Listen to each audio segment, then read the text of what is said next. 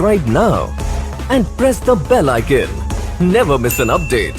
Hello everyone, standard 10 social science के book में से आज हम चैप्टर नंबर 2 के बारे में पढ़ेंगे and that is culture heritage of India. And उसके अंदर भी हम किस कैटेगरी के बारे में पढ़ेंगे, that is traditional handicraft and fine arts के बारे में। तो सबसे पहले हम इसका इंट्रोडक्शन जान लेते हैं। India is a country of a rich cultural heritage. As we know, हम जानते हैं कि हमारा जो कल्चर है वो पूरी तरीके से रिच है, समृद्ध है, right. It includes genetical and a materialistic heritage. अब इसमें कैसे हैं, इसमें क्या इंक्लूड किया गया है, जेनेटिकल और एक मटेरियलिस्टिक। अब आप सोच रहे होंगे कि जेनेटिकल और मटेरियलिस्टिक हेरिटेज ऐसा कौन सा है, तो उसके बारे में जानते हैं। जेनेटिक हेरिटेज मतलब होता है a child inherit physically and mental characteristics from the parents by the birth is known as genetic heritage. उसी को हमें जेनेटिक हेरिटेज कहते हैं। अगर फिजिकली मेंटली हमें जो बाय बर्थ अपने पेरेंट्स के द्वारा मिला जाता है, जो हमें मिलता है, उसी को हम जेनेटिक हेरिटेज कहते हैं। When one gets house, land, streets like properties obtained from ancestors, it is called materialistic heritage।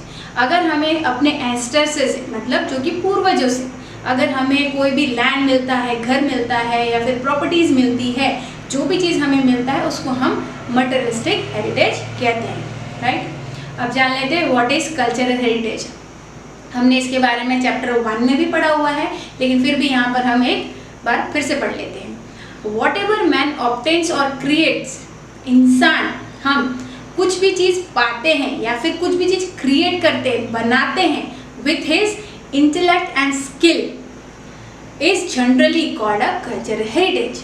अपनी बुद्धि से, अपनी इंटेलेक्ट से अगर हम कोई भी चीज़ पाते या क्रिएट करते हैं, कुछ नया बनाते हैं, तो उसी को हम कल्चरल हेरिटेज कहते हैं, right. It means the traditions, customs, rituals and special types of lifestyle adopted by our ancestors is also known as a cultural heritage। अब जितने भी तरीके के ट्रेडिशंस थे, है ना, कस्टम्स, रीति रिवाज थे, रिचुअल्स थे और अलग अलग तरीके के लाइफस्टाइल्स, जो स्पेशल टाइप्स ऑफ लाइफस्टाइल्स थे, हमारे जो पूर्वज थे, हमारे जो एंसेस्टर्स थे, उन्होंने इसको अपनाया, है ना, उसी को हम कहते हैं cultural heritage.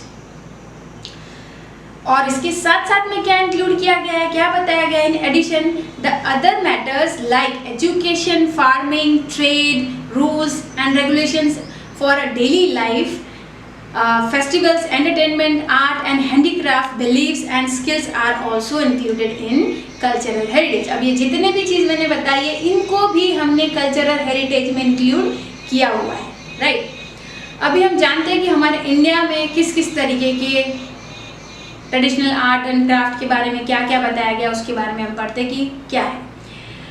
India being an ancient country of the world, right. हम सब जानते हैं हमारा जो भारत देश है वो प्राचीन देश है, पूरे दुनिया में सबसे पुराना, है ना, एंशिएंट, पूरे दुनिया में सबसे पुराना देश है हमारा, प्राचीन काल से ही, है ना। It has its best traditions, और इसमें हम सब जानते हैं कि हमारा जो ट्रेडिशन है वो पूरा बेस्ट है, बहुत अच्छा है, ठीक। यहाँ पर लोगों में सोशल वैल्यूज़ देखने को मिलते हैं, डॉगमा देखने को मिलते हैं, उनके अपने अपने सिद्धांत हैं, राइट, कस्टम्स है, रीति रिवाज है एंड फैमिली सिस्टम्स हैं। उनकी फैमिलीज़ को वैल्यूज़ दी जाती है हमारे भारत में, राइट। एक अलग तरीके का है जो कि बहुत ही अच्छा है। So it is our duty, इसीलिए हमारी duty, so it is our duty to preserve and our cultural heritage. इसीलिए हमारी ड्यूटी बनती है कि हम इसको प्रिजर्व करके रख सके, अपने कल्चरल हेरिटेज को हमको प्रिजर्व करके रखना है, इसको बनाए रखना है, इसको ख़त्म नहीं करना है। जो चीज़ पहले से चलती आई है, जो कि बहुत अच्छा है, तो इस चीज़ को हमें आगे बनाए रखना है। There are references of 64 arts in our ancient literature.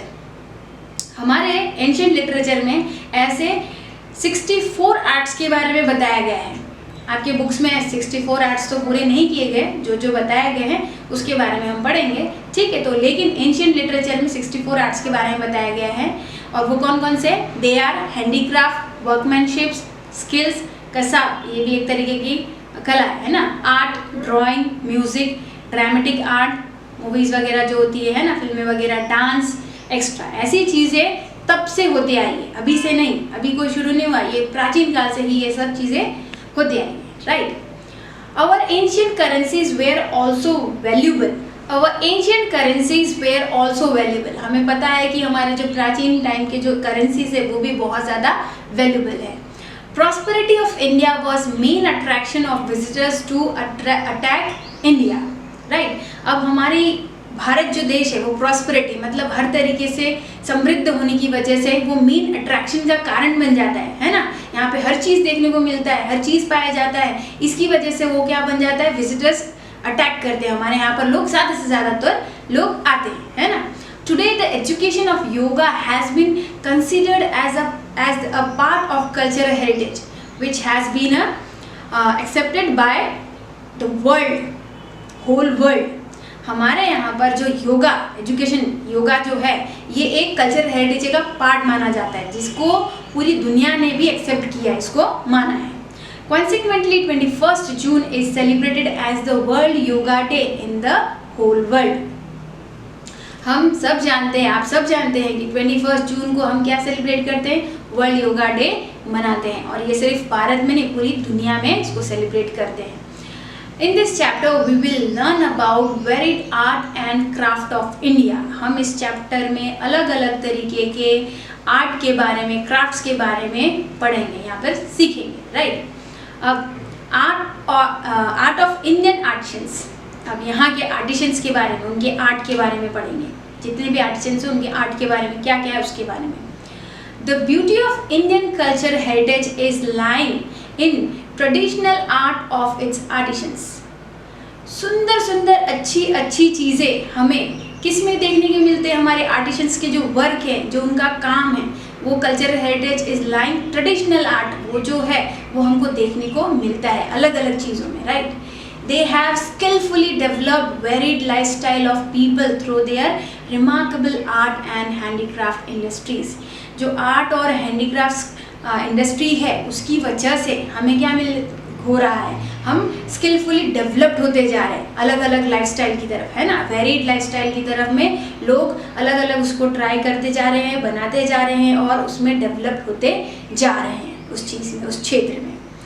The below given arts have their unique identity in India.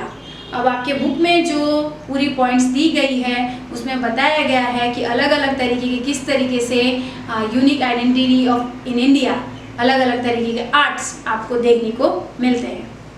First one is weaving and embroidery, second one is wooden art, third one is clay work, fourth is drawing, right, fifth is painting, sixth one is leather industries, then animal work, sculptures, है ना, जो statues वगैरह होते हैं, architectures, buildings जो बनाते हैं, archaic work, diamond related artistic workmanship, diamond से रिलेटेड जो भी चीज़ है, निटिंग वर्क, इनके बारे में